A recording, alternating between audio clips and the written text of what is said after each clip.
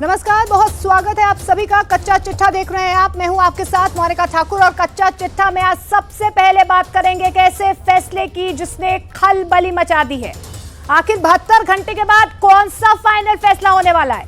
Britain ने ऐलान किया है कि वो 650 मिसाइलें यूक्रेन को देने जा रहा है। ये खबर उस वक्त आई है जब रूस ने अमेरिका को डायरेक्ट वार्निंग दी है कि वो रेड लाइन क्रॉस कर रहा है, जिसका अंजाम बहुत बुरा हो सकता है।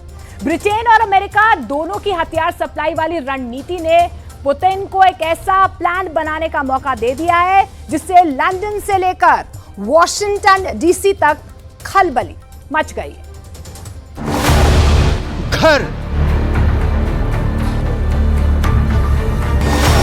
जान, जमीन,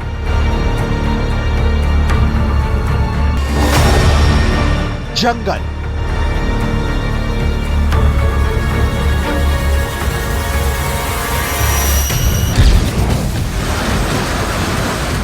पुतिन ज़ेलेंस्की के देश यूक्रेन को मिट्टी में मिला देने पर तुले हैं। लक्ष्य यह है कि यूक्रेन में कुछ भी साबुत नहीं बचे। जर्रा जर्रा राख में तब्दील हो जाए।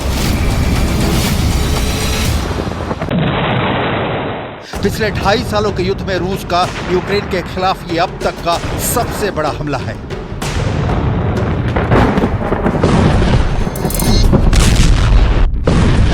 करीब 200 मिसाइलों और ड्रोन के जरिए रूस की फौज यूक्रेन पर टूट पड़ी है। पिछले 24 घंटे में रूस ने यूक्रेन पर 44 ड्रोन और 2 मिसाइलों से हमला किया है। हालांकि यूक्रेन की सेना का दावा है कि उसने रूस के 44 ड्रोन को मार गिराया है। यूक्रेन के कर्नल जनरल ओलेक्जेंडर सिरिस्की का दावा है कि 6 अगस्त को रूस के कुर्स्क में यूक्रेन के हमले के बाद से पुतिन के यूक्रेन के खिलाफ हमलों में कमी आई है। सिरिस्की के दावे के मुताबिक 6 अगस्त के बाद रूस की सेना यूक्रेन के पोक्रोस्क में 1 इंच भी आगे नहीं बढ़ पाई है। ज़ेलेंस्की के जनरल के दावे की हकीकत क्या है, इसकी पुष्टि नहीं की जा सकती, लेकिन यूक्रेन के लवीव में जिस तरह से रूस की सेना आग उगल रही है, इसे देखकर नहीं लगता कि यूक्रेन के पूर्वी मोर्चे पर रूस की सेना सहमी खड़ी है और 1 इंच भी मूव नहीं कर पा रही है।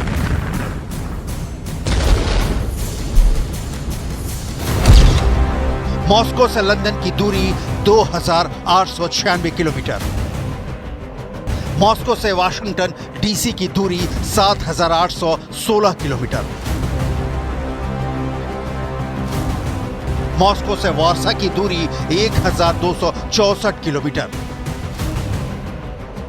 मॉस्को से कीव की दूरी 864 किलोमीटर।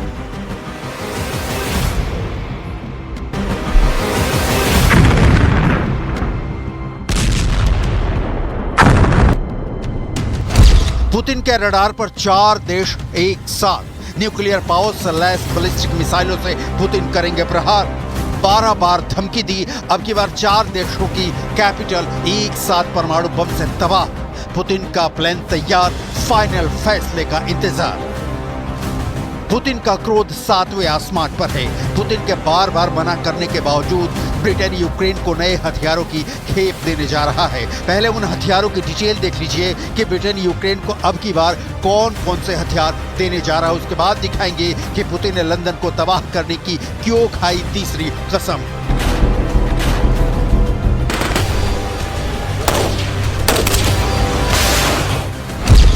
ब्रिटेन यूक्रेन को 650 मिसाइलों की खेप देने जा रहा है। ये मिसाइलें बहुउद्देशीय हैं, मतलब जमीन, हवा और पानी तीनों जगहों से लॉन्च की जा सकती हैं। इन मिसाइलों की रेंज 6 किलोमीटर है। इन मिसाइलों की तैनाती का मकसद होगा यूक्रेन को रूस की मिसाइलों और ड्रोन हमलों से बचाना। युद्ध में ब्रिटेन अमेरिका के बाद यूक्रेन का सबसे बड़ा सहयोगी देश है। ब्रिटेन ने हर कदम ज़ेलेंस्की का साथ दिया है। पुतिन की धमकियों को ठेंगा दिखाते हुए ज़ेलेंस्की को जब भी हथियारों की जरूरत हुई ब्रिटेन सप्लाई करता रहा है। जर्मनी में बैठक के दौरान ही मिसाइलों की सप्लाई का फैसला ब्रिटेन ने सुना दिया था, लेकिन 650 मिसाइलों की पहली खेप बहुत जल्दी करने के बावजूद 2024 के आखिरी महीने में ही यूक्रेन में तैनात हो पाएंगी। ब्रिटेन टैंक, वायु रक्षा प्रणाली और लंबी दूरी की सटीक मारक मिसाइलों सहित घातक और गैर घातक दोनों तरह के हथियार मुहैया करा रहा है। ब्रिटेन ने यूक्रेन को हजारों जेवलिन और एनलो एंटी टैंक मिसाइलों की आपूर्ति की है। 600 Brimstone anti tank missile, 14 challenger tank, दर्जनों हार्पून एंटी शिप मिसाइल, हजारों एयर डिफेंस सिस्टम जिसमें एमरम मिसाइलें शामिल हैं, जमीन से हवा में मार करने वाली मिसाइल सिस्टम नेसेम्स, हजारों बख्तरबंद वाहन, 3 M270 long range multiple launch rocket system, 82 howitzer gun, दर्जनों एंटी ड्रोन रडार। ये थोड़े से हथियारों के उदाहरण हैं जो ब्रिटेन ने यूक्रेन को सप्लाई किया है। यह तथ्य है कि यूक्रेन एक दिन भी रूस के सामने नहीं टिक सकता अगर नाटो देश उसे हथियारों की आपूर्ति करना बंद कर दे। लेकिन ज़ेलेंस्की चूंकि जंग इसी शर्त पर लड़ रहे हैं कि उन्हें नाटो का समर्थन मिलता रहेगा क्योंकि वो नाटो में शामिल होने के लिए तैयार हैं। जाहिर है नाटो देशों का कर्तव्य है कि वो ज़ेलेंस्की को पुतिन से बचाने के लिए हथियार सप्लाई करते रहें। लेकिन पुतिन के लिए यही सबसे बड़ी समस्या है और पुतिन चाहकर भी कुछ नहीं कर पा रहे। ब्रिटेन जैसा देश यूक्रेन को न सिर्फ हथियारों की खेप दे रहा है बल्कि यूक्रेन को कूटनीतिक मदद भी करता रहा है। पुतिन की इस धमकी के बावजूद कि जरूरत पड़ी तो वो लंदन को उड़ा देंगे।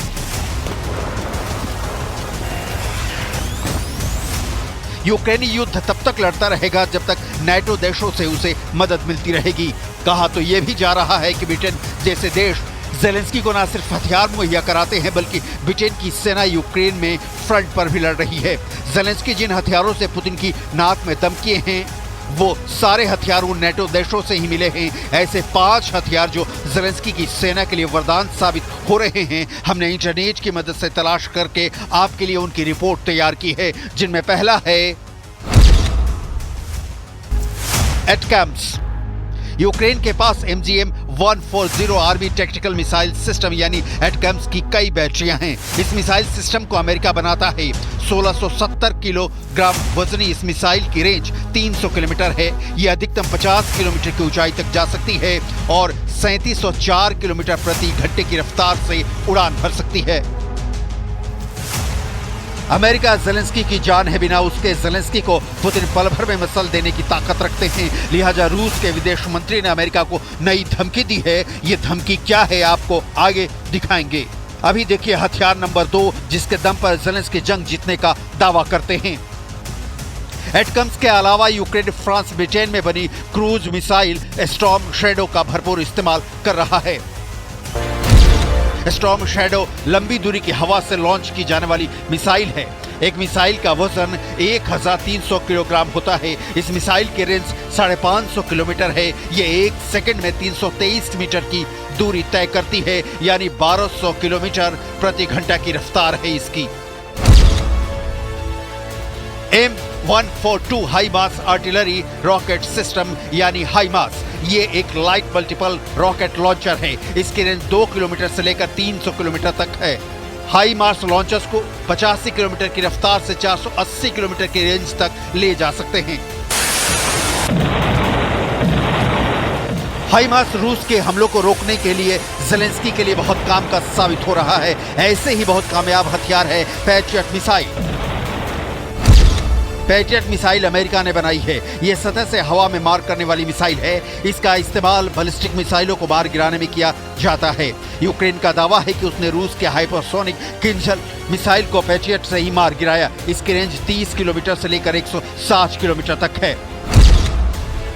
जेवलिन मिसाइल अपने टारगेट पर अचूक निशाना साधने के लिए इंफ्रारेड तकनीक का इस्तेमाल करती है। जेवलिन मिसाइल 2500 मीटर तक सटीक निशाना साध सकती है। इस मिसाइल को टैंकों के खिलाफ सबसे प्रभावी माना जाता है।